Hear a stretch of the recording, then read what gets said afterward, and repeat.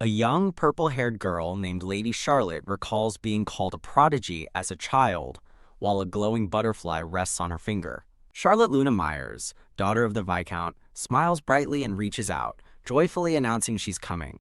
Dressed neatly for her lesson, Charlotte curtsies and eagerly expresses her excitement for the day ahead. A kind-looking woman with her hair in a bun asks Charlotte if she has had a chance to read the magic book she was given. Charlotte hesitates for a moment, looking at the book on the table before answering her teacher's question. She confidently reveals that she has already memorized the entire book and wishes to demonstrate her practical skills instead. With a flick of her finger, Charlotte unleashes a powerful spell, summoning swirling blue water and glowing white butterflies from a purple magic circle.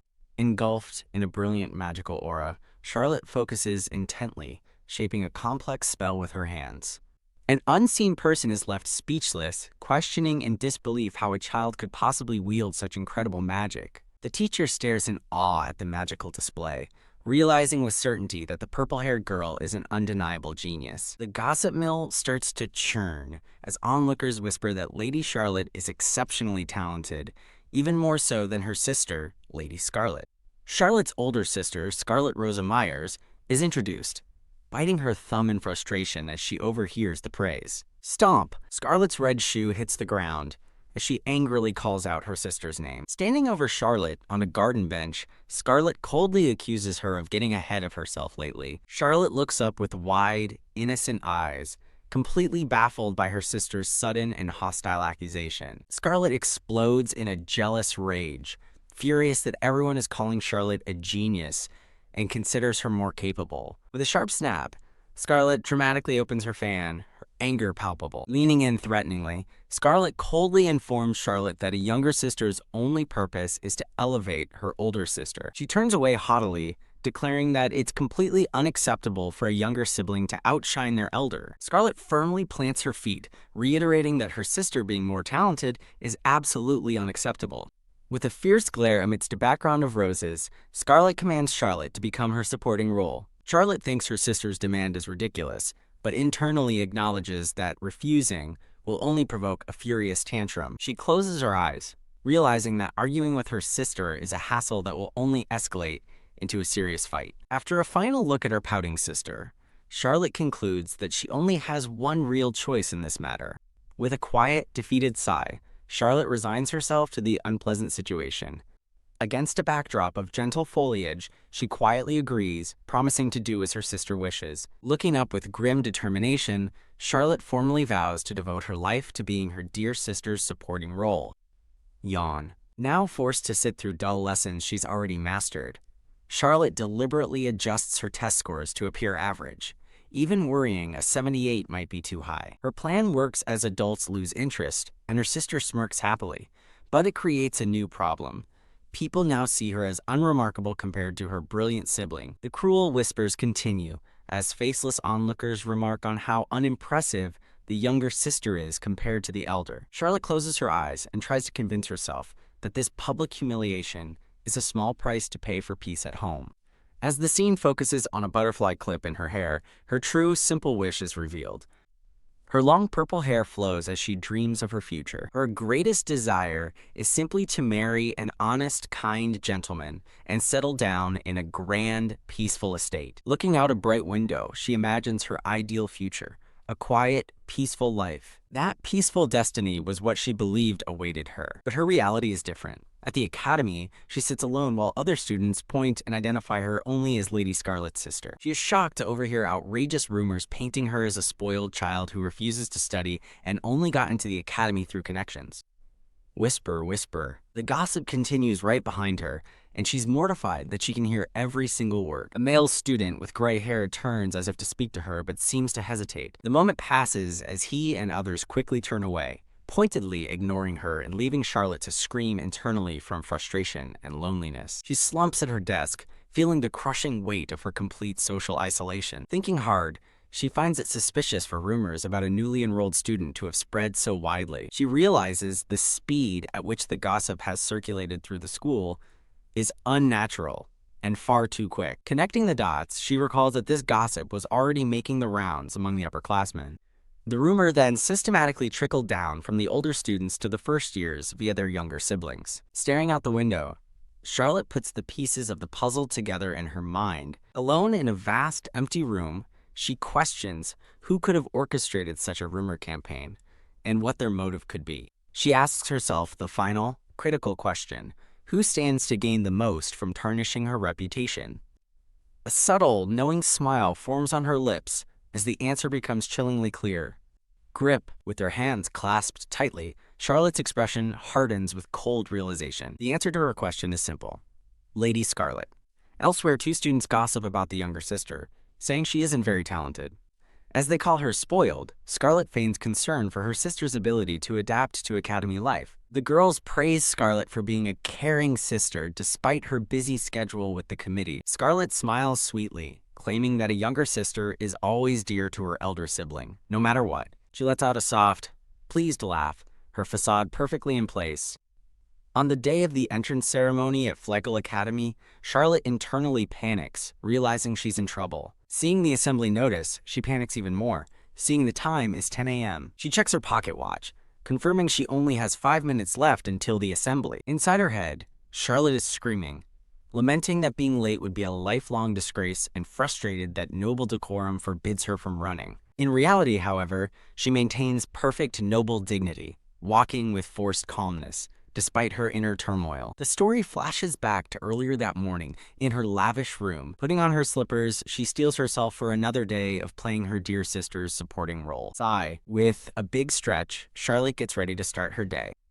A group of cheerful maids greets her with a bright, "Good morning, Lady Charlotte." Her maids fuss over her, one promising perfect makeup for the entrance ceremony, while another encourages her to find a good husband, to which Charlotte agrees. With a confident wink, the maid gives a thumbs up, and Charlotte acknowledges her with an understood. Now in her crisp academy uniform, Charlotte stares at her reflection in the mirror. She offers a radiant smile, thanking all of her maids for their help. As the emotional maids bid her farewell, Charlotte dismisses their drama and finds the new student waiting area. She enters a room filled with the indistinct figures of her new classmates. The quiet murmur of the crowd fills the hall as students wait for the ceremony to begin. Whew! Charlotte breathes a sigh of relief, thinking she made it just in time.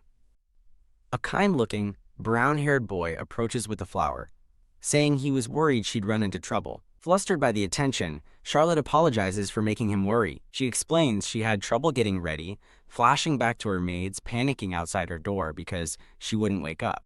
Her eyes are drawn to the intricate dragon-shaped badge pinned to his uniform. She remembers Scarlet telling her over tea that the Academy's student officers are admired by everyone. Scarlet had explained that the dragon badge is a special motif for influential student officers, causing Charlotte to sigh at the thought of her sister's status. Her sister proudly revealed she was chosen as the student council vice president, which explains why she was so keen on wearing her uniform even at home. In a flash of panic, Charlotte realizes she's talking to Isaac Kenneth Bryant, the Duke's son and the student council treasurer. She stares in shock at Isaac, who seems just as surprised by her reaction. Isaac smiles, commenting that she recognized him quickly as he prepares to pin the flower on her. As he gently attaches the flower, she explains that her sister speaks of him often. Surprised, he asks, "Your sister?" before finishing with a satisfied smile. A look of sudden understanding crosses his face as he connects the dots. Isaac notes that she resembles Scarlet, adding that he's also heard a lot about her, which catches Charlotte completely off guard. From her of all people? Charlotte reels, anxiously wondering what lies Scarlet has been spreading about her. Isaac offers a word of encouragement to hang in there before turning to the group, noting one person is still missing. His words and strange expression don't comfort her. Instead, they leave her feeling deeply unsettled. Just then, a polished shoe steps into view as a new arrival apologizes for their lateness. Charlotte looks up, her eyes widening in absolute awe at the person who just walked in. She is captivated by an unbelievably beautiful young man with dark hair and striking blue eyes. The newcomer has a calm, almost ethereal presence, closing his eyes for a brief moment. He's so stunning that Charlotte thinks he seems to be from an entirely different dimension. The beautiful student, whom Isaac calls Soleil, dismisses the lateness as a simple accident. Charlotte's mind races, recalling that the Soleil Kingdom is a nation renowned for its military prowess. She remembers a map showing the Soleil Kingdom's tense alliance with the Draconia Empire, a nation known for waging wars. Charlotte recalls that every member of the Soleil royal family is trained in martial arts. She remembers that the third prince, Soleil, is considered a genius who already achieved the rank of swordmaster. A voice instructs both her and the prince to line up as the time on a grandfather clock shows the ceremony is about to begin. As large doors swing open, an announcer welcomes the first-year students to the entrance ceremony. Charlotte and the dark-haired prince, Soleil, walk side by side into the grand hall. Inside the magnificent Flugel Academy Hall, the entrance ceremony is officially declared to have begun. Standing in line with the other new students, Charlotte waits for the ceremony to proceed. Students admire the handsome Soleil, making Charlotte feel insignificant beside him as she looks upon the prestigious Flugel Academy of the Draconia Empire. A social hierarchy chart shows Charlotte's family as viscounts and Scarlet's as marquises, highlighting the relaxed class distinctions at the academy. As she stands next to the prince, Charlotte realizes their proximity is unusual, just as the student council president Leonardo Ares Draconia is introduced. Kya! A handsome, blonde-haired young man with a dragon badge, Leonardo, smiles warmly and begins his congratulatory speech to the new students. While other students swoon over him, Charlotte dryly notes his popularity as he offers words of comfort to the incoming class. With a charming smile, Leonardo assures the students that the council exists to support them and they should feel free to rely on its members. Watching another student silently squeal with excitement, Charlotte thinks to herself that this must be what true charisma looks like. She flashes back to her sister Scarlet, gushing about the student council president, His Highness Leo, praising him as a top genius who treats everyone equally. Scarlet's voiceover continues, describing Leonardo as both kind and gentle. Remembering Scarlet also mentioned he could be strict, Charlotte reflects on her sister's description of him. The announcer then introduces the vice president, Scarlet Rosa Myers, and Charlotte watches her sister step forward. Charlotte acknowledges that, personal feelings aside, Scarlet is an outstanding student who some say surpasses even the prince in magic studies, realizing almost no one opposed her sister's unprecedented appointment to the council. Charlotte listens as Scarlet begins to congratulate the new students. In her speech, Scarlet praises the students for their hard work and expresses her excitement to see what they will accomplish. As Scarlet speaks of building friendships, Charlotte sits stone-faced, the word friendship feeling hollow to her. She recalls her lazy habit of avoiding social gatherings, such as when she declined to join her sister at a salon. Shaking her head, Charlotte dismisses her own thoughts, feeling that her situation isn't so simple. An image of a romance novel cover appears, symbolizing her girlish dreams. She daydreams about a normal school life, casually hanging out with friends and enjoying her youth.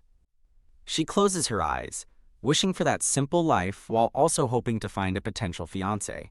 Her dream shatters as she realizes her current situation is terrible, and with whispers surrounding her, she knows she has to find her sister. The whispers intensify as two girls point at her, identifying her only as Lady Scarlet's younger sister. She's horrified to overhear students call her an unfortunate girl who cheated on her entrance exam, forcing her to cover her ears.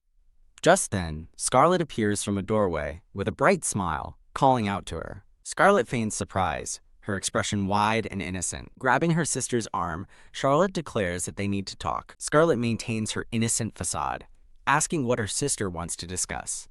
Charlotte confronts her directly, asking if she has been spreading rumors about her. She continues her accusation, asking if Scarlet told people that she is an unbearable, spoiled child. Finally, she asks if Scarlet also called her an incompetent fool, leaving her sister momentarily stunned. Scarlet casually admits she did, in fact, spread those rumors because people found them entertaining. Aghast at the confession, Charlotte demands that her sister correct the rumors immediately. Standing on a balcony, Charlotte passionately denies the rumors, insisting she is neither incompetent nor a spoiled brat. She worries that if these rumors persist among the high-ranking nobles, she will be completely isolated with no one to associate with. A wave of sadness washes over her as she contemplates the social ruin her sister has caused. Frustrated, she explains that her classmates are already avoiding her because of the malicious gossip. With renewed urgency, she clenches her fist and insists that Scarlet must fix the rumors right away. In a final, desperate plea, Charlotte screams for her sister to give her back the enjoyable school life she's been robbed of. Charlotte stands her ground on the balcony, repeating her demand for Scarlet to fix the rumors. Scarlet looks down, contemplating her sister's demand to undo the damage she's caused. With a smug smile, Scarlet points out how troublesome it would be if the student council vice president was caught spreading false rumors. Stepping closer, she reminds Charlotte of her place, stating coldly that she is meant to be her supporter. Scarlet looks down at her with a condescending smile, asking if she can't endure a little hardship for her sake. Leaning close to a shocked Charlotte, Scarlet coldly tells her to bear with the hardship for her sake. With a cheerful smile, Scarlet announces that Prince Leo is waiting and quickly departs, ignoring Charlotte's desperate cry of, "Sister!" Left completely alone on the balcony, Charlotte stands speechless and devastated. Later, surrounded by her classmates, Charlotte sighs in defeat, realizing it's impossible to convince her sister. Lost in thought, she sadly wonders if she is simply meant to endure this mistreatment forever. An instructor asks if everyone has found a partner for the dance, as other students stand in pairs. Standing alone, Charlotte realizes with a pang of sadness that everyone is treating her as an untouchable outcast. She reflects that back at her home, she was never alone and thus never noticed how lonely she could be. A voice suddenly calls out, "Lady Charlotte," catching her completely by surprise. Her eyes widen in shock as the reflection of the dark-haired Prince, Soleil, appears in her pupil. Looking at her with a gentle expression, Soleil asks if she would care to dance with him. Gasp! Stunned by the unexpected offer, Charlotte blurts out, "Why me?" Disbelieving her eyes, she rubs them, wondering if she's so desperate for company that she's starting to hallucinate. The judgmental stares of her classmates, whispering about His Highness wanting to dance with her, confirm that this is all too real. Soleil looks at her intently, his sparkling blue eyes waiting for an answer. Flustered, Charlotte tries to decline, suggesting that he must have more suitable partners available. He leans in close, stunning her by declaring that she is the only one who matches him. Taking her hand, he gives her an ultimatum, either firmly refuse or they will start dancing. Before she can protest, he swiftly pulls her into a dance embrace, her eyes wide with shock. As they begin to move, she gazes up at him, a look of wonder on her face. Panicking, she tries to focus on his movements, worried she's about to trip and embarrass herself. Soleil looks down at her with a calm, knowing expression as he leads her through the dance. Onlookers comment that while Prince Grayson is amazing, Charlotte is also a decent dancer, but another girl scoffs that it's only because his lead is flawless. Charlotte struggles with the fast-paced steps, thinking that no unskilled person could possibly keep up. As they dance, Soleil looks at her seriously and asks why she is hiding her true ability. Her hand trembles in his as she nervously asks what he could possibly be talking about. He tightens his grip slightly, reminding her how she always glanced around at others in class when called upon. In a flashback, a teacher calls on Lady Charlotte, and she meekly answers. Another student in the flashback breathes a sigh of relief, glad she wasn't picked for the tough question. Charlotte decides she should probably get the answer wrong on purpose to avoid standing out. She gives a hesitant, incorrect answer and feels a wave of relief when the teacher simply notes the question was difficult. However, another student confidently provides the correct answer, as Soleil watches thoughtfully from his seat. Back in the present, Charlotte looks away, unable to meet his gaze. She quietly wonders if his observation is just her imagination running wild. Soleil shatters her doubt, stating that very few people can keep up with his lead so perfectly. He tells her she's more skilled than anyone there, and asks if it isn't frustrating that rumors cause people to look down on her. Looking directly into her eyes, he presses further, asking why she is so determined to pretend to be ordinary. Charlotte thinks to herself that explaining her situation with her sister won't solve anything. She resigns herself to the fact that to maintain peace with Scarlet, hiding her true self is the only way. The needle lifts from a record player, signaling the end of the music and the dance. With a polite bow, Charlotte thanks Soleil for the dance. She smiles brightly, cherishing the moment as a wonderful memory. As she walks away, Soleil remains behind, watching her go. He observes her with a serious, pensive expression. The story is marked to be continued. In a new scene, Charlotte covers her face with her hand and lets out an exhausted sigh. Sitting alone on a bench, she feels absolutely hopeless, reflecting on how she tried everything to dispel the rumors. To disprove the incompetent rumor, she deliberately scored average grades on her tests. To disprove the spoiled rumor, she actively volunteered to help the teachers with tasks. Her efforts were in vain, as she still overhears girls gossiping that she must be cheating and just faking her sweet personality, leaving her utterly defeated. Watching two other girls laughing together, Charlotte sits alone on a nearby bench, lost in thought. With a sad expression, she admits to herself that she envies them. As she imagines friends walking and chatting happily, she wishes she could experience that simple joy too. Startled, she notices one of the girls has accidentally dropped her handkerchief. Picking it up, Charlotte approaches the girls to return it. The girls turn around in surprise, one of them calling out to get the other's attention. They instantly recognize her, whispering in shock that she's the one from those rumors. Looking nervous, one of the girls timidly asks Charlotte if she needs something. Charlotte offers the handkerchief with a kind smile as one of the girls realizes she must have dropped it from her pocket. The girl nervously takes the handkerchief back, offering a quiet thank you. Clutching the handkerchief, the girls quickly make their exit, telling each other to hurry. Charlotte watches them flee, thinking to herself about their reaction. She resigns herself to the situation, figuring it's understandable that no one wants to associate with a rumored cheater. She's startled to find Prince Grayson standing nearby, watching her. Clutching her chest, she fights back tears, admitting to herself she almost cried. Grayson looks on with a neutral expression, simply acknowledging her pain. As a single tear falls to the ground, she thinks of the cold indifference she faces.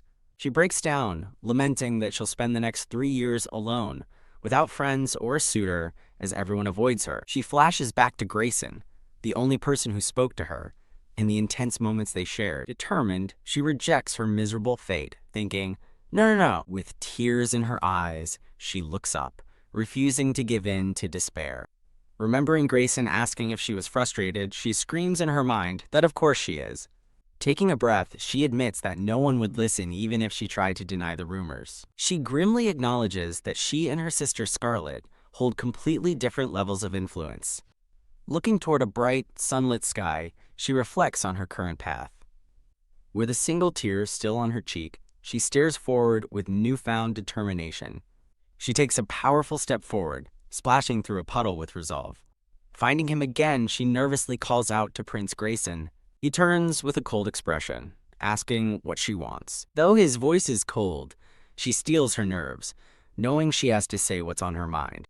She explains that she never wanted to go against her sister and gave in because it seemed like too much trouble. She finishes her confession, stating that's why she obeyed her sister and played the part of an ordinary Viscount's daughter. Grayson closes his eyes with a faint, knowing smile, thinking her reasoning is ridiculous. Seeing his reaction, Charlotte feels a wave of relief and smiles warmly. With a newfound sense of purpose, she proudly declares that she has decided to stop being her sister's shadow. Looking up at the sky, she vows that from now on, she will live for herself. Grayson listens to her declaration and simply says, I see. He then casually points out on a map that she's currently in the boys' dormitory. Realizing her mistake, a mortified Charlotte makes a mad dash for the exit. Now labeled an intruder, she panics, realizing that if she's seen here, a new and scandalous but true rumor will spread. A faint, amused smile plays on Grayson's lips as he watches her flee. The scene shifts to the freshman welcome party, where Charlotte stands in a purple gown, noting that it's almost time to start. Feeling awkward and alone, she figures she can just eat and drink to pass the time. She stares up at the massive ballroom doors, wondering if they've always seemed so intimidating.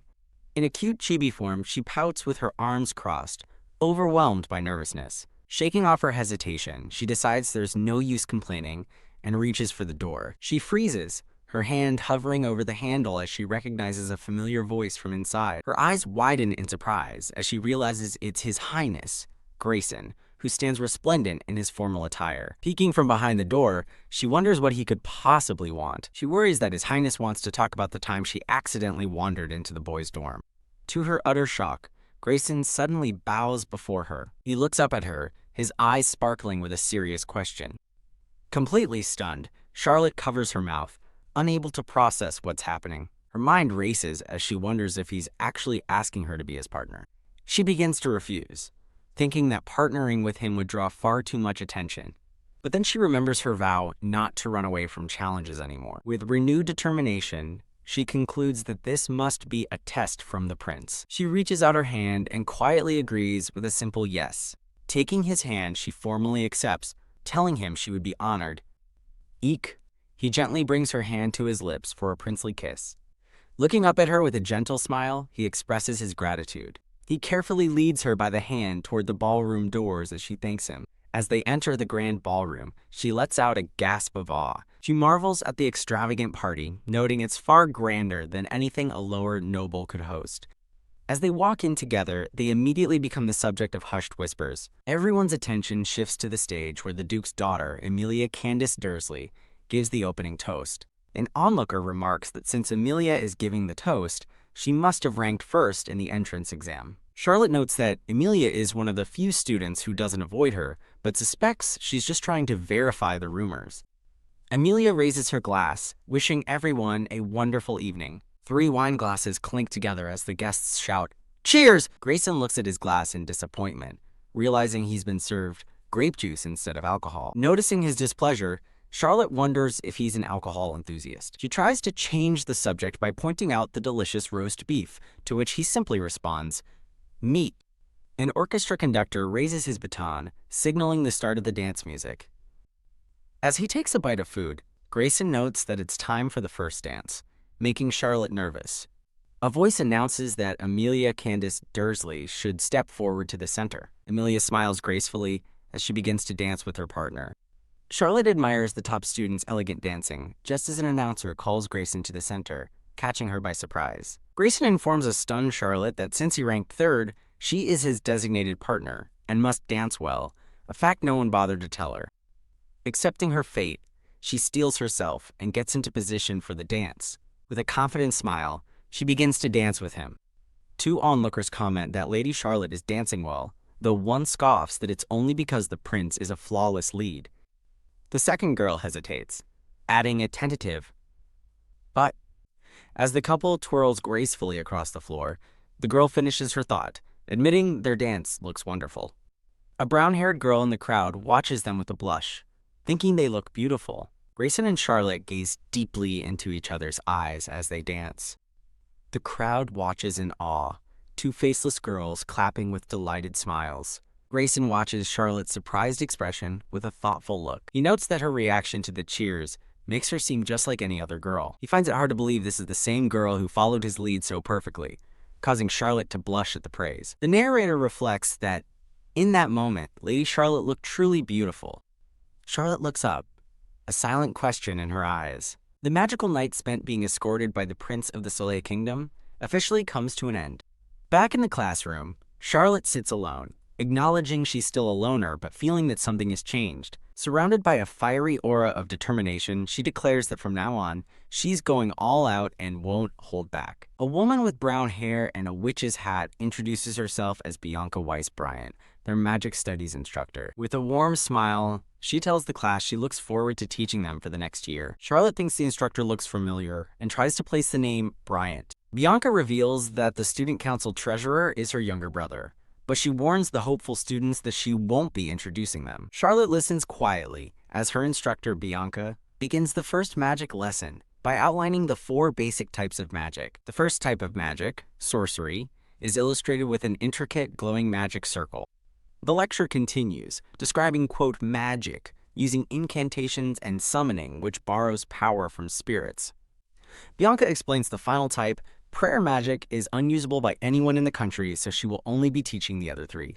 Holding up 3 fingers, Bianca confirms she will be covering the 3 remaining types of magic. She directs the class to a light attribute magic circle in their books, noting that elemental affinity is rarely an issue in sorcery. Bianca warns that even this basic spell to create illuminating particles has a risk of failure, so they must remain focused. She explains that magic circles are drawn with fine threads of mana from one's fingertips, as 2 students are shown struggling with the task. Charlotte sighs internally, admitting she rarely uses sorcery because it requires too much effort. Deciding she has no choice, she effortlessly channels purple mana, and a complex magic circle instantly forms beneath her hand. 2 nearby students gasp in shock, realizing her magic circle is already complete, having formed too fast for them to even see it drawn. Wah! A blinding light erupts from her spell, forcing the other students to shield their eyes in pain. Countless glowing butterfly-shaped particles of light elegantly fill the classroom, originating from Charlotte's spell. A male student watches in awe, questioning how Lady Charlotte could possibly be the failure everyone rumored her to be. He watches the magical display, convinced that no one with such incredible skill could ever be a failure. As a glowing butterfly lands on her finger, Charlotte smiles, pleased with her work, while Bianca watches in stunned admiration, noting the incredible amount and shape of the particles are beyond anything she's ever seen. The impressed instructor approaches Charlotte's desk and asks for her name. Charlotte looks up and confidently introduces herself as Charlotte Luna Myers. Bianca reflects that Charlotte's abilities are far beyond the norm as Prince Grayson watches from his seat with an intrigued smile. The scene shifts to another class, where Charlotte's homeroom teacher, Cyrus Russell, cheerfully announces a surprise quiz. The students are bewildered, asking what they could possibly be tested on in their very first herbal studies class. With an unamused expression, Charlotte thinks to herself that this is completely absurd. Cyrus turns his back to the class and begins writing the quiz questions on the board. A narration panel reveals he is a renowned researcher and the genius inventor of a revolutionary, albeit experimental, healing potion. Charlotte recalls how Cyrus is an eccentric teacher who abandoned their first homeroom, told them to just read a handout, and forgets names almost instantly. He immediately proves her point by asking for Amelia's name, calling her Eleanor, and getting corrected twice. Watching him, Charlotte concludes with deadpan certainty that he should not be a homeroom teacher. Reminding herself of her promise to take everything seriously, Charlotte focuses and determinedly begins the quiz. After the difficult quiz, the students complain that they were completely lost and that it was impossible for anyone to get it right. Dawn! The teacher slams his hand on the desk, announcing that, surprisingly, one student achieved a perfect score. Bam! He calls for the perfect scorer to stand, and Charlotte rises from her desk, once again introducing herself as Charlotte Luna Myers. Cyrus beams with a wide, delighted smile upon hearing her name. He holds up a small potted sprout and asks her to identify it. Squinting, Charlotte recognizes the pattern and identifies it as flame spirit grass. She elaborates that the plant requires magical energy and is lethally poisonous, causing anyone who consumes it to spontaneously combust. Giggling with glee, Cyrus confirms she is perfectly correct and hugs the deadly plant, excited to research it. The entire class stares in horror, realizing their teacher brought a deadly, combustible plant into the classroom. Charlotte leaps to her feet, shouting that bringing such a dangerous item to class is reckless. Cyrus stares at Charlotte intently, repeating her full name with newfound interest. With a serious expression, he promises that he will remember her name as the scene fades. Later, as Charlotte sits alone, a female student wonders aloud if she is actually insanely intelligent. A male student scoffs, refusing to believe it and insisting there must be another explanation. Phew. Letting out a sigh of relief, Charlotte closes her book after a long day of classes. Suddenly, a hand is placed on her desk, and a voice calls her name. She looks up, stunned, to see Prince Grayson standing beside her, asking if she'd like to have lunch with him. Staring up at his unreadable expression, Charlotte tries to figure out what he's thinking. Proclaiming she isn't easily swayed by food, Charlotte is about to refuse until Grayson offers to include dessert, at which point she excitedly accepts. Other students watch in disbelief as Charlotte happily agrees, shocked at how easily she was won over. As she daydreams about the Academy's famously delicious desserts, she internally justifies her quick acceptance. She reasons that, since she couldn't eat at the party and the cafeteria is expensive, she has to take advantage of his offer. The scene transitions to the grand and bustling school cafeteria, filled with students enjoying their lunch. A beautiful spread of sandwiches, various cakes, and a cup of tea is laid out on the table for their lunch. Charlotte's eyes sparkle with pure delight as she holds up a perfect slice of strawberry shortcake. With puffed cheeks and a look of absolute bliss, she savors a bite of her cake. Watching her, Grayson calmly observes that she certainly seems to be enjoying her meal. Startled by his voice, Charlotte looks up with a gasp of surprise. She becomes flustered, thinking she let her unladylike expression slip while she was eating. Grayson looks genuinely confused, tilting his head and asking why she is apologizing. Huh? Her eyes widen as she internally notes that she was served a pretty decent portion. Blushing and looking away, she nervously begins to explain herself. She tells Grayson that while the portion may seem small to him, it is more than enough for her, as the list details his own massive meal befitting a swordmaster. Smiling brightly, she confirms that this is plenty for her and insists she can't eat anymore. Grayson notes her small appetite as he eats, while Charlotte internally fumes that he just eats way too much.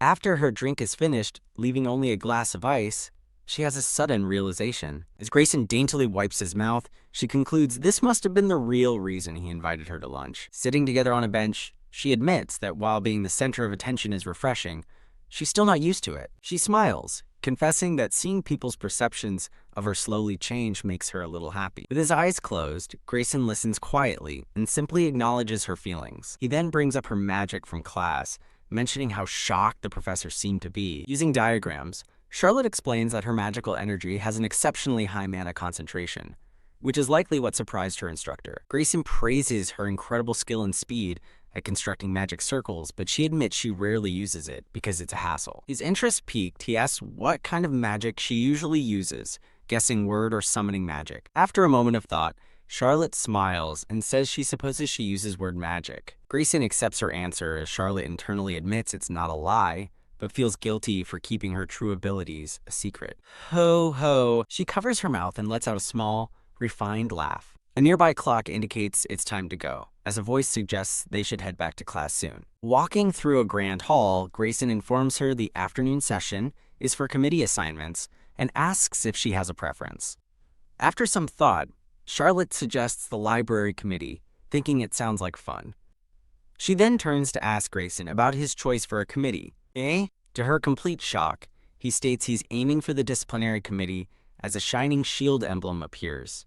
A narration explains the disciplinary committee is the only group allowed to use weapons and offensive magic, making it inherently dangerous. The narration continues, describing the committee as violent and willing to use physical force, leaving Charlotte to wonder why Grayson would ever want to join. She sighs in resignation, deciding it doesn't matter as long as she herself doesn't end up on that committee. The assignments are finalized, and a board reveals that both Grayson Lee Soleil and Charlotte Luna Myers have been assigned to the disciplinary committee. Stunned and frustrated, Charlotte squeezes a red stamp in her hand until it nearly breaks.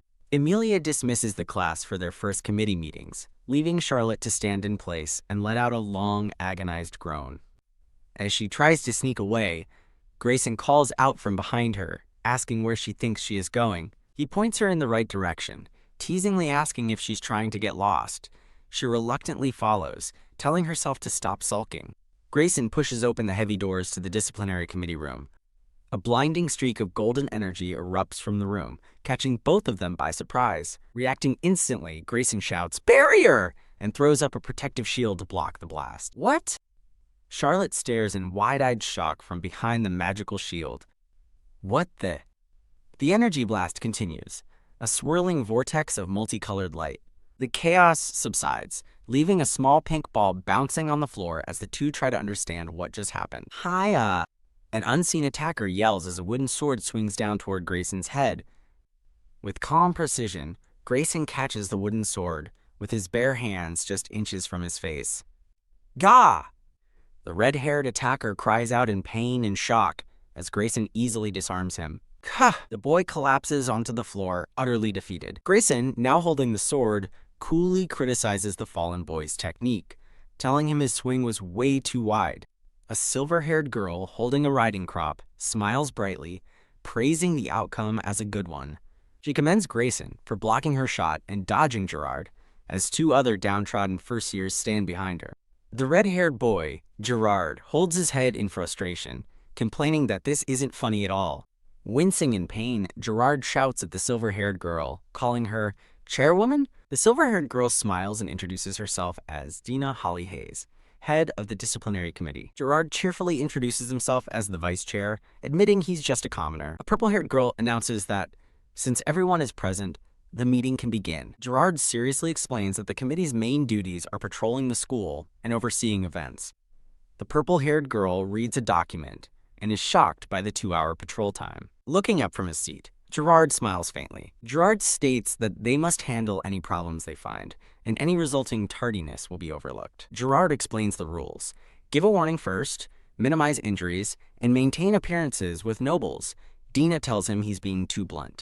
Dina presents a golden gun, explaining it's a signal flare for emergencies, as Charlotte hopes they never have to use it. Using her wind mentor magic, Dina gracefully sends the flare guns floating toward the new members. As a flare gun lands gently on her desk, Charlotte internally marvels at Dina's precise magical control. Dina holds up a small badge, acknowledging the risks of their job but promising she will always protect them. Gerard watches her with a warm, approving smile. Inspired by Dina's heartfelt promise, Charlotte listens intently as she is told to follow without worry. The next morning, Charlotte arrives at the school building and is surprised to see everyone is already there. Charlotte turns and gives Prince Grayson a cheerful good morning greeting. Holding his new sword, Grayson explains he got it approved yesterday. Charlotte privately notes how happy he seems. Charlotte jokes about fighting with magic instead of her fists, which she deems impossible, and Grayson calmly accepts her plan. Gerard gathers everyone's attention, telling them it's time to move to their assigned patrol areas. A narration explains Grayson and Charlotte are assigned to the botanical garden, a high-risk area not typically given to first years. Dina gives them a confident smile, assuring them that the two of them can handle it. Walking beside Grayson, Charlotte thinks that while she appreciates the trust, she's an amateur with no combat experience. An hour passes as a diagram shows Charlotte and Grayson patrolling in circles around the garden. Charlotte notes that so far, their patrol has been completely uneventful. As Grayson remarks on how peaceful it is, Charlotte calls out his name. Swoosh! Grayson instantly pulls Charlotte behind him and draws his sword to block a flying knife, telling her not to move. From a distance, a shadowy figure observes their black tie pins, identifying them as first years. A masked intruder appears, commending Grayson for his skill but giving them a final warning to surrender. Annoyed at being ignored, the intruder draws his own weapon, deciding they won't surrender peacefully. Grayson instructs Charlotte to cover him, and she confidently agrees. With a steely gaze, Grayson declares his intention to end the fight in just 1 minute. Clang! Their blades meet, and the intruder is shocked by the incredible weight behind Grayson's sword. Grayson powerfully shoves the intruder backward, throwing him off balance. The intruder clutches his bleeding arm, realizing he's been wounded and must retreat. As the intruder decides to flee, Charlotte steps forward, declaring she won't let him escape. Whoa! Charlotte casts Ice Wall, creating a massive barrier that blocks the intruder's escape, leaving him stunned. The defeated intruder realizes his intel was wrong. He was only supposed to steal the Anre grass from some weak newbies. Charlotte recalls the Anre grass is poisonous, and Grayson explains its rarity makes it valuable, before deciding to hand the intruder over. As they stand over their captured and bound foe, a sudden rustling sound comes from the nearby bushes. Eek! Hearing a noise, Grayson and Charlotte turn in surprise, wondering if more intruders have appeared. A disheveled and teary-eyed figure with green hair and glasses emerges from the foliage. Professor Cyrus stands before the botanical garden, calling out to Lady Charlotte. He greets them cheerfully while holding a small potted plant, leaving Charlotte to stare in shock at his soaking wet state. Charlotte points out his drenched clothes and asks him what happened. Cyrus proudly explains he protected the Anre grass, and then asks if they were going for a shower, which Charlotte denies. Pointing toward a building, Cyrus says he was just getting fertilizer and is now returning to the greenhouse. Charlotte questions his plan to go in that outfit, but he dismisses her concern, saying it's just water that will dry.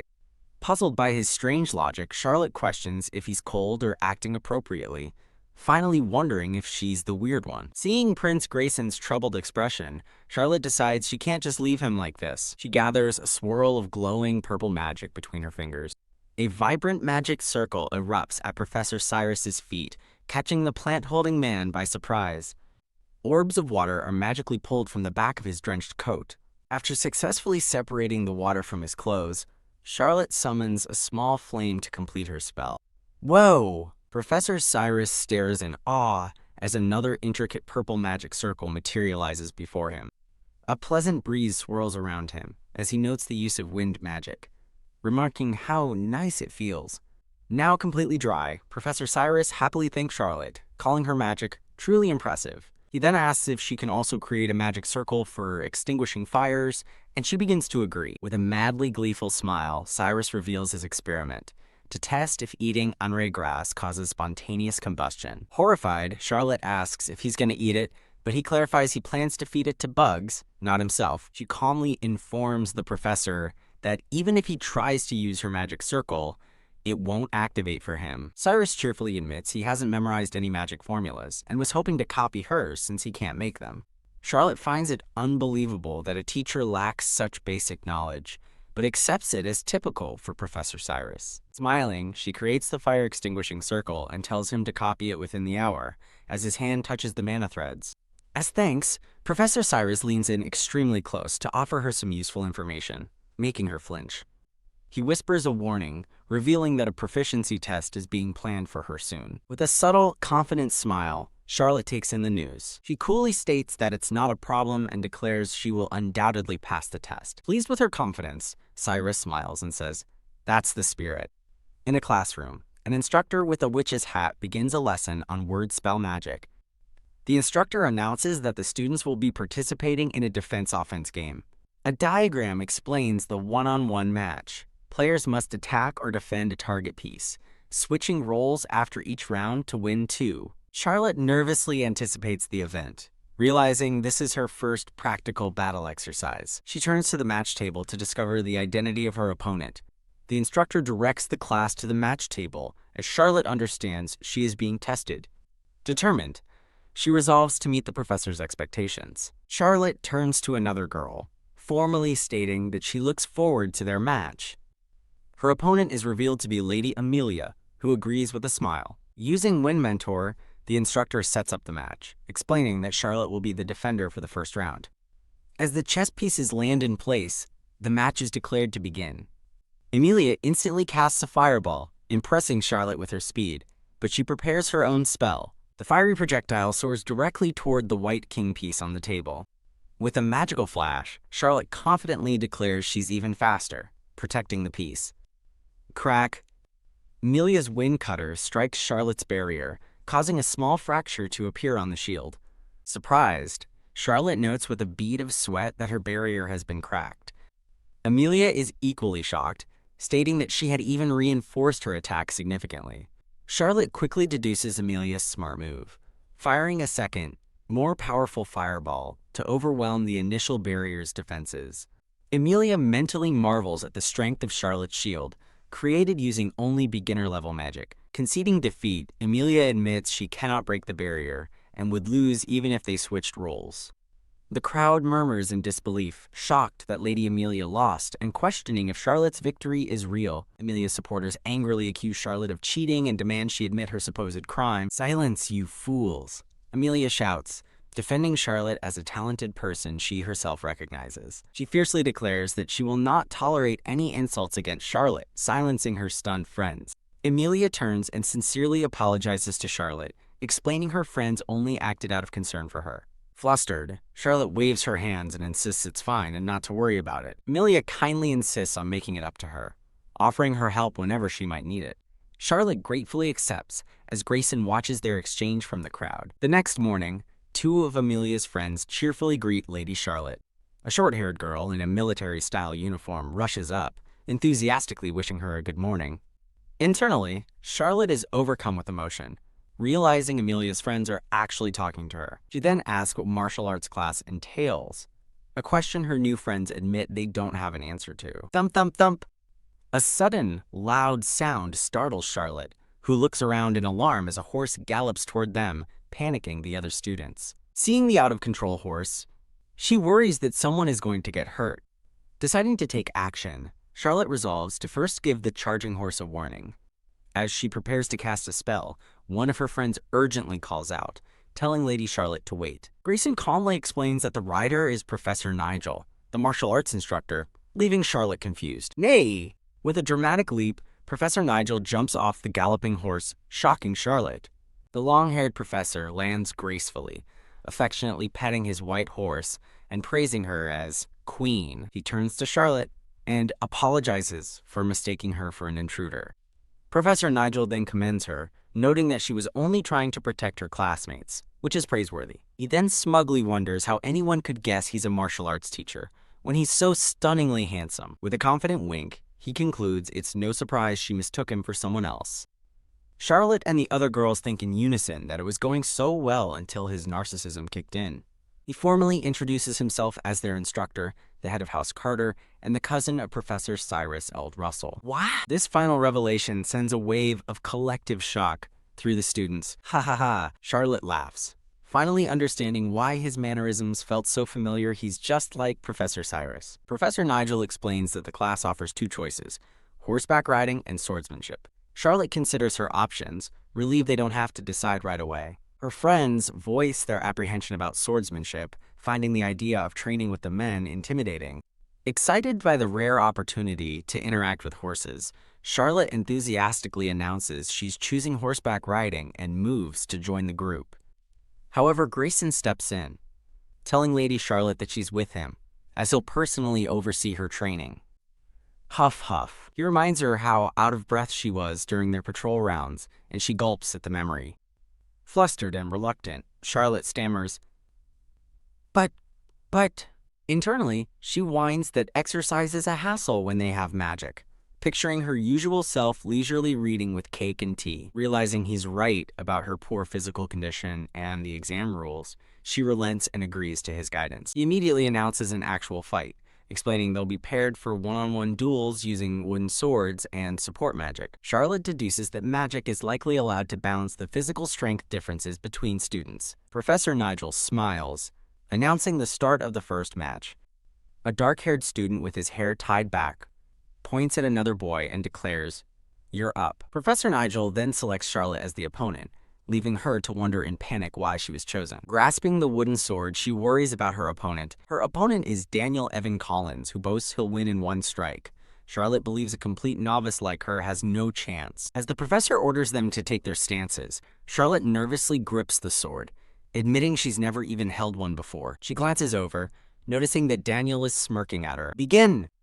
The match starts, and Daniel charges with surprising speed without using magic, catching Charlotte completely off guard. Thinking fast, she casts Fly to leap into the air and evade his attack. What?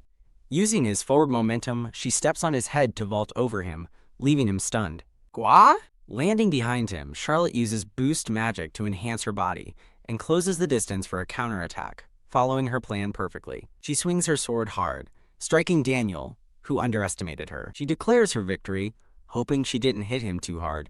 Clap, clap, clap. Professor Nigel applauds, calling her performance impressive. Confused, Charlotte quickly insists that she just won by pure luck. Grayson watches her exchange with a thoughtful expression. Professor Nigel orders the defeated Daniel to run 50 laps around the field, much to Charlotte's shock. On the ground, Daniel glares with fierce determination. The story is marked to be continued, with promotions for the website. The scene shifts to after school, showing the academy building under a clear sky. Now in a more casual uniform, Charlotte happily calls out to Prince Grayson. Grayson turns and apologizes, asking if she had been waiting for him. Using a magic circle to float leisurely in the air, Charlotte smiles and says she hasn't been waiting long at all. Grayson addresses Lady Charlotte, who remains floating on her magic circle. Startled, Charlotte quickly decides she should put away her magic. She uses a spell called Open the Gate to store her book in a portal, but Grayson questions if she plans to get down, leaving her flustered. She insists it's not because she doesn't want to walk, but Grayson bluntly concludes that's exactly what it means. He allows it, stating that as long as her floating doesn't interfere with their patrols, it's fine. Relieved, Charlotte reflects on how exhausting combat class was, complaining that just 2 laps completely wiped her out. Grayson turns to her and asks if she's capable of using spatial storage magic. He mentally notes that spatial storage is a rare, high mana cost magic, and he wonders about the floating blazer spell she used earlier. Charlotte explains that she simply modified a transportation spell her family frequently uses, which Grayson understands serves a similar purpose. Changing the subject, Grayson internally connects her reliance on magic to her low stamina, while Charlotte worries that she's annoyed him. He internally respects her creativity, but thinks she should at least clean her own room, admitting he wouldn't do it for her as he walks away, leaving her confused. Suddenly, Grayson stops and confronts Daniel Evan Collins, who has just arrived, asking what he wants. Daniel clarifies his business is not with the prince. Grayson protectively steps in front of Charlotte, questioning Daniel's reason for being in the botanical garden. Sensing hostility from Daniel, Grayson realizes that his business must be with Charlotte. Daniel confirms Grayson's suspicion, stating the person he's here for is that woman over there.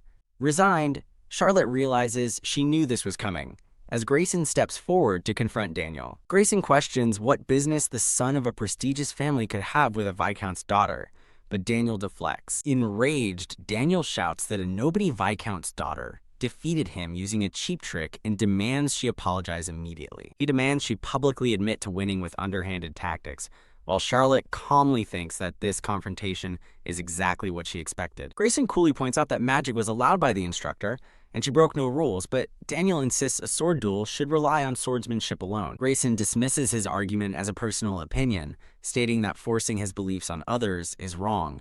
Annoyed, Daniel tells Prince Grayson to stay out of the matter. Charlotte gently thanks Grayson for defending her, but insists she can handle this on her own. Turning to Daniel, she firmly states that she has no intention of apologizing or making excuses. With unwavering resolve, Charlotte declares that she too did nothing wrong. Grayson reflects on Charlotte's tendency to comply with others, like her sister, just to avoid trouble, and admits he was worried she would give in to Daniel's demands. He feared she would lose her dignity if she gave in, which prompted him to intervene. But now he wonders if he just meddled unnecessarily. Daniel glares at Charlotte with pure fury, calling her an insolent woman. Vowing to teach her a lesson, he unleashes a powerful flame spear spell.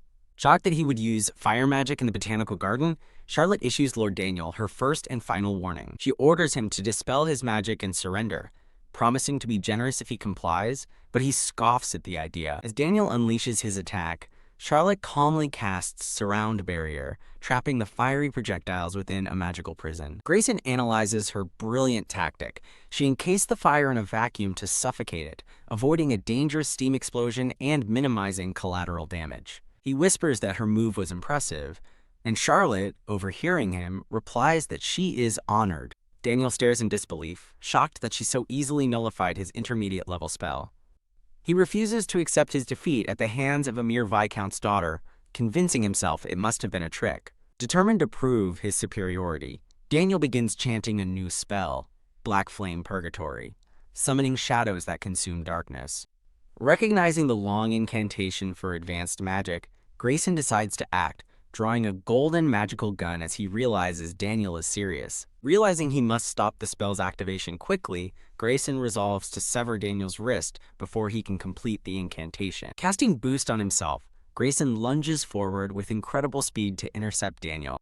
In a flash, Grayson grabs Daniel from behind and casts Teleport, just as Daniel's Death Flame spell activates, moving them both away from Charlotte. A cataclysmic explosion rocks the garden as Grayson stands ready with his sword, the story pausing on a cliffhanger. As the smoke billows, a narration explains that Death Flame is an advanced spell that summons uncontrollable blackfire from another dimension. Grayson thinks that Daniel's inability to control the spell would have destroyed everything if Charlotte hadn't teleported him away. He can't see, but senses they are both still alive. As the smoke clears, Grayson spots Charlotte standing near Daniel's unconscious body and calls out to her in relief. He asks if she's alright, and a slightly dazed Charlotte responds that she thinks so. Grayson reveals he cast a barrier at the moment of the explosion, but admits he's not sure if he was fast enough. Charlotte starts to check on Lord Daniel, but Grayson tells her to forget him, stating he brought it on himself before asking about her injuries. The back of Grayson's uniform is torn and bloody, but he notes that Daniel only fainted from the magical recoil. In a flashback, Grayson clenches his fist, regretting that his brief hesitation to cut his classmate's hand is the reason Charlotte ended up getting hurt. Seeing Grayson completely unscathed, Charlotte thinks she should finish him off here before realizing she's just relieved the barrier held in time. Grayson stares at her in silent contemplation. Noticing his stare, Charlotte shyly and uncertainly thanks him. Grayson asks if she is truly okay, concerned about her injuries. Charlotte looks at him with a puzzled expression. He explains that he used magic to block the pain, so he completely forgot about his wound. Placing a hand on her chest, Charlotte casts a heal spell. She smiles brightly, apologizing for worrying him, and promising to wash the blazer before returning it. Grayson tells her there's no need, as he has plenty of spares, and internally wonders what kind of fearless woman she is. He thinks it's unheard of to forget a wound just because the pain is blocked, and admits to himself that he can't compete with her. Suddenly, two students, a red-haired boy and a short-haired boy, rush onto the scene, shouting about the loud noise and asking if everyone is all right. The scene shifts to the student council room, where the short-haired boy remembers he needs to tell Scarlet something. He informs a girl with long, blue-green hair, Scarlet, that there is great news about her sister. The brown-haired boy asks Scarlet if she didn't know about her sister's achievements. He relays what he heard from Professor Bianca, that Scarlet's sister is incredibly gifted at magic, as a flashback shows a smiling woman. Scarlet looks shocked, thinking it can't be true, while the boy confirms what Professor Bianca said. He continues, explaining that because of her display of talent, the younger students are starting to see her in a new light. Scarlet agrees, reflecting that her sister was just an ordinary girl until recently, and marveling at how much she's grown. Convinced her sister must have worked incredibly hard, Scarlet is told she has an amazing little sister. Walking down the girls' dormitory hallway, Scarlet furiously thinks, "You've got to be kidding me," believing her sister is a genuine genius who succeeds without effort. She lists Charlotte's perceived gifts, extraordinary memory, unmatched magical power, and an unnatural ability to learn, and worries what will happen if she gets serious. Scarlet recalls telling Charlotte to stay in her shadow to never be outshone and wonders why she's suddenly stepping into the light. Tap, tap, tap. Standing outside a door, Scarlet calls out, "Charlotte, it's me." Open the door. She insists she needs to talk, and Charlotte, startled, asks her to wait. As she enters, Scarlet notices a lavender scent in the room. She holds up the singed blazer she found, and Charlotte gasps in shock. Now seen wearing a pink robe, Charlotte asks her to wait a moment so she can change. Scarlet agrees, realizing her sister was in the middle of changing. After closing the door, Charlotte asks her sister why she's there. With a cold expression, Scarlet confronts Charlotte, accusing her of breaking their promise and asking why. Charlotte admits she did, explaining that she feared for her future if things continued as they were. Scarlet demands to know what she means by that. Confused by her sister's anger, Charlotte watches as Scarlet insists she can't possibly understand what she's done. Scarlet reminds her that noble ladies are expected to find a suitable husband at the academy, which Charlotte confirms is true for most. While getting dressed, Charlotte explains that when she first entered the academy, she was isolated because of the rumors Scarlet spread. She continues, stating that her sister not only made her seem ordinary, but also incompetent and selfish. Looking out the window, Charlotte asks who would ever want to marry someone treated like an outcast. Realization dawns on Scarlet's face. Charlotte says she understands and will stop the rumors, but her expression darkens. Scarlet then orders her sister to go back to being her shadow, but Charlotte firmly declares she has no intention of returning to that role. Enraged, Scarlet shouts that Charlotte has gotten ahead of herself and demands she apologize and submit immediately. Charlotte calmly responds, "Huh?" as the story is marked to be continued. The scene repeats Charlotte's disdainful, "Ha!" as Scarlet looks on. Charlotte says she listens silently to her sister's demands to apologize and submit, questioning if she realizes how unreasonable she sounds. She leans forward, coldly asking, "Do you think I'm your slave?" leaving Scarlet speechless. Scarlet thinks to herself that she's never heard Charlotte's voice sound so cold before.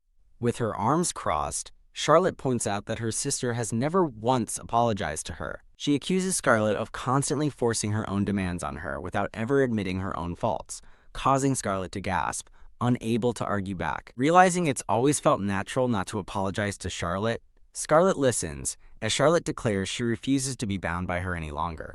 Charlotte proclaims that she just wants to be free to live life her own way, which is why she won't hide her abilities anymore.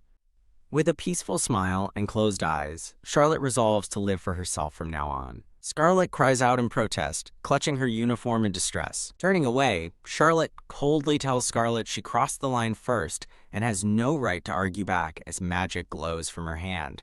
A complex magic circle appears around Charlotte as she warns her sister that she will make her pay someday, leaving Scarlet stunned.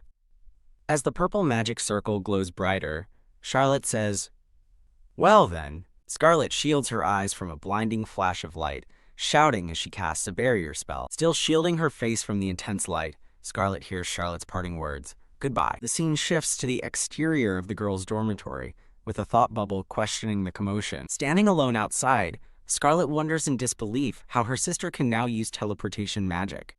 In a split panel, Charlotte appears calm and composed, while Scarlet shivers in shock and fear. Walking through the school, Charlotte reflects that between Lord Daniel's attack and her sister's visit, she barely got any sleep. She smiles to herself, satisfied that at least she was finally able to speak her mind. Charlotte cheerfully wishes another student a good day as they pass in the hall. With a confident and bright expression, Charlotte looks ahead to the new day. Charlotte greets Prince Grayson good morning, and he politely returns the sentiment. She hands him a bag, explaining it's the blazer he lent her yesterday, freshly washed. Grayson tells her she could have kept it, but Charlotte insists on returning borrowed items properly. Embarrassed, Charlotte demonstrates that his blazer was simply far too big for her anyway. Grayson chuckles and agrees with her, while she smiles beside him.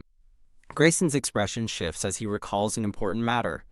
He informs a concerned-looking Charlotte that Daniel's punishment has been decided. Charlotte notes that the decision was made quickly, and Grayson admits he was surprised as well. Grayson explains that Daniel's family was furious and won't interfere with his punishment, though he wasn't disowned. He reveals Daniel received a 1-month suspension, explaining it's meant to encourage rehabilitation given the minimal damage and it being a first offense. The red-haired boy adds that the student council president pushed for a harsher punishment but was ultimately overruled. Charlotte thoughtfully considers the news, realizing this means Daniel will not be expelled. Grayson offers to appeal the decision if Lady Charlotte feels the punishment is too lenient. Charlotte declines, stating his consideration is enough and that they should accept the Academy's decision. With a small bow, she thanks him once again for his help the previous day. As Charlotte walks away, Grayson thinks that while a formal complaint from him might have resulted in a harsher penalty, it wouldn't change Daniel's standing. Professor Cyrus, a man with green hair and glasses, startles Charlotte and her friends by wishing them good morning. The professor stops Charlotte, calling her by name as she turns to face him. A curious Charlotte turns around and asks Professor Cyrus what he needs. He informs her that the matter they discussed previously has been scheduled and asks if she is prepared. Her friends whisper nervously about her being summoned, but Charlotte calmly reassures them. With unwavering confidence, Charlotte declares that she is fully prepared and walks forward to face her next challenge.